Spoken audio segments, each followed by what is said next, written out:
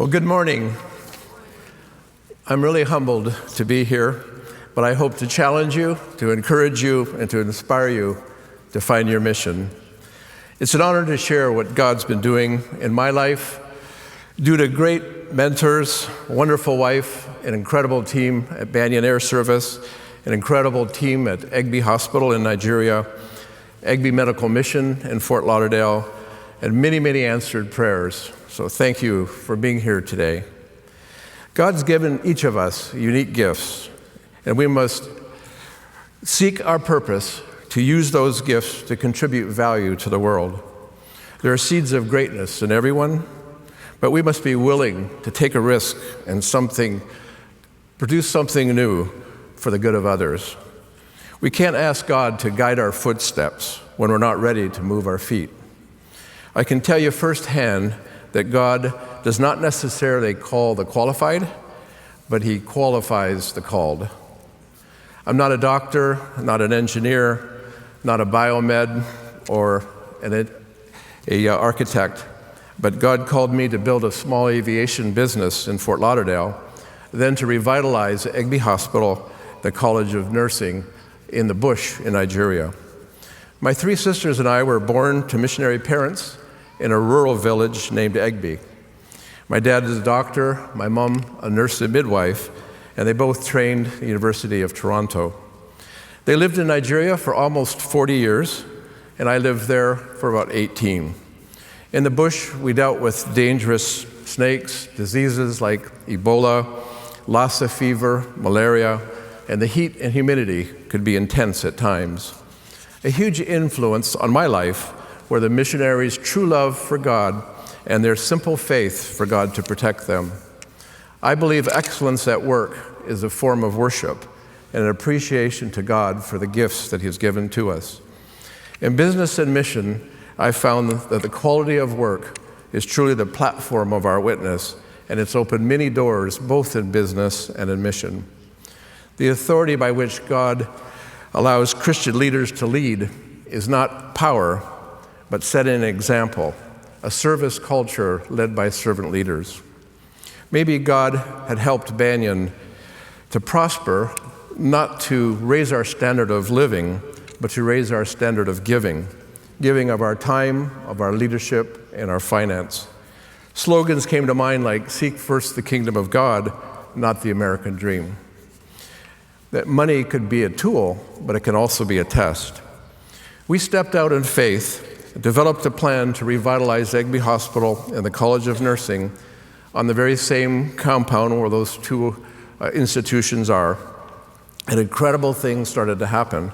I'd like to take you on a quick little journey through pictures of what has transpired at Banyan Air Service and at Egbe, 100 miles from any other hospital in the bush of Nigeria.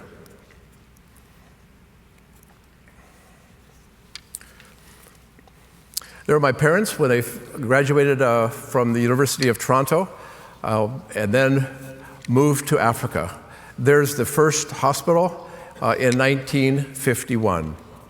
In 1952, the mud building then became the hospital that then started to grow from there.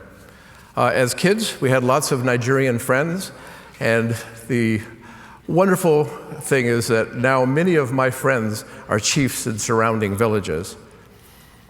There we are, my three sisters, myself, and my parents growing up in Nigeria. What brought me to aviation were the small little mission airplanes that would land on the grass strip by the hospital and take us off to boarding school.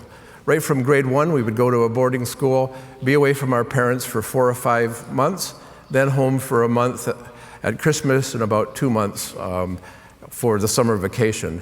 It was an SIM boarding school called Kent Academy in Jos.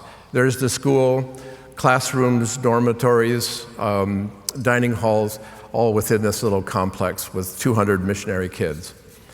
My sisters and I spent a lot of time enjoying the environment there, hunting for guinea fowl, partridge, and other small game, and enjoying the beauty of the nature. I then, as Joel said, drove a motorcycle from Egbe to London, crossed at Gibraltar, and then over from Calais, France to Dover, went to Seneca College in Canada for aviation and aircraft maintenance, moved to Fort Lauderdale and started Banyan Air Service. God really blessed our business in Fort Lauderdale as our little company started to grow. Then in 2006, we moved into the facility that we're in now, serving about 100 airplanes a day and having more than 600 airplanes based with us. It was in 2008 that God called us to rebuild the mission station that my parents had founded, but more than that, it was now a clinic about ready to close. Had been no missionaries there for 8 to 10 years. Egbe is truly a village that's become a town. These are the streets of Egbe. We've made it a community project, not just a mission project with walls around it.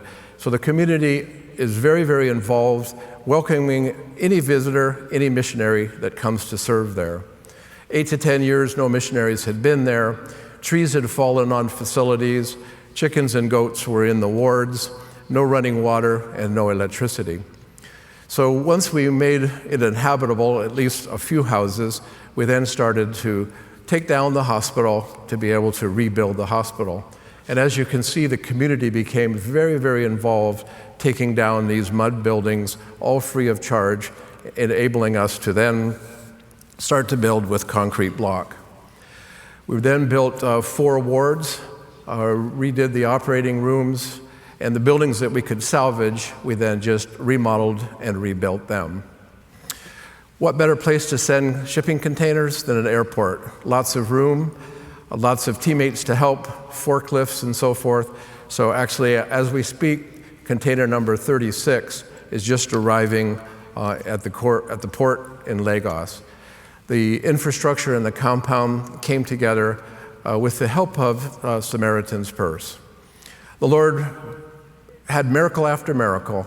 The National Telephone Company decided to give us communication there by building a cell tower right on the compound, which now is complemented by Starlink, which has been our goal to bring the love of Christ to a very rural setting using technology to bring a standard of medical care and education at a higher level.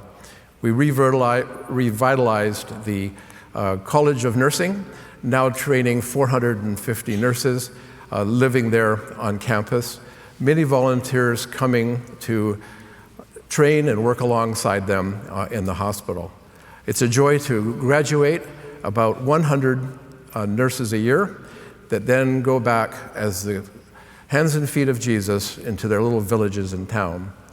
Wonderful to have missionaries coming, but volunteers coming to serve alongside our mission, our missionary that are on the ground there, along with the College of Nursing, and we have a family medicine program with 6 doctors in training there as well. I show you this picture at the local church in the middle of the village. At 4:30 in the morning, they turn the generator on, put the lights on, and at 5 o'clock, between 150 and 200 people gather to pray for the success of the revitalization of Egbe Hospital and the College of Nursing. That prayer has gone on 5 days a week for 14 years. We've never had an accident. We've never had a serious illness, no snake bites, no scorpion bites, and we credit the Lord for that. And here we are today with Egbe Hospital serving the nation of Nigeria. You can see we've got the College of Nursing Academic Center, College of Nursing residents, the hospital with 4 wards, physical therapy, dental, eye center, 2 surgery wards, and we're now building a whole new surgery wing, 22 houses for Nigerian medical professionals to live and for missionaries, serving about 30,000 patients a year. And the Lord also has blessed my company. Who would have ever thought that we'd be able to spend this kind of energy, this kind of focus in creating a little nonprofit called Egbe Medical Mission to rebuild a hospital. Yet the Lord blessed our business so much that we were voted #1 in America in May of 23 by 10,000 pilots that have a national survey each year. So, thank you. So courage is the commitment to begin without a guarantee of success. Yet there's no safer place than to put your trust in the Lord and to be in His will. In Jeremiah it says, "You will seek me and find me when you seek me with all your heart." May you find the joy in mobilizing medicine and missions, knowing that healthcare ministry is making Christ known through compassionate care of the whole person. May God be glorified with what you've just witnessed this morning, and thank you for this special honor.